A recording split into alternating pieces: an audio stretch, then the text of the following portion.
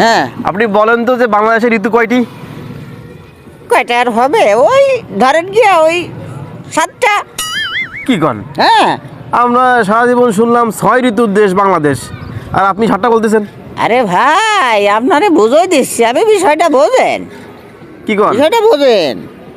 গ্রীষ্ম। দাঁড়ান দাঁড়ান, আপনি যদি না বলতে পারেন তাহলে কিন্তু আপনার জরিমানা আছে কলম। জরিমানা আছে? হয়। ঠিক আছে, দিয়ে নেন জরিমানা।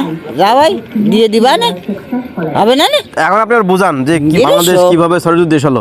গ্রীষ্ম, গ্রীষ্ম, বর্ষা, শরৎ, হেমন্ত, শীত ও বসন্ত। 6টি হলো। আর একটা হচ্ছে হৃদয় ভাঙার গর্জন। আহ, কি কন? কিভাবে? আরে বাবু, আপনি জিনিসটা বুঝলেন না, আপনার তো একটু বয়স হয়ে গেছে, আপনি বোঝেন না, বিষয়টা বোঝেন না। আপনারা বুঝাচ্ছি আমি বিষয়। বুঝুন বুঝুন।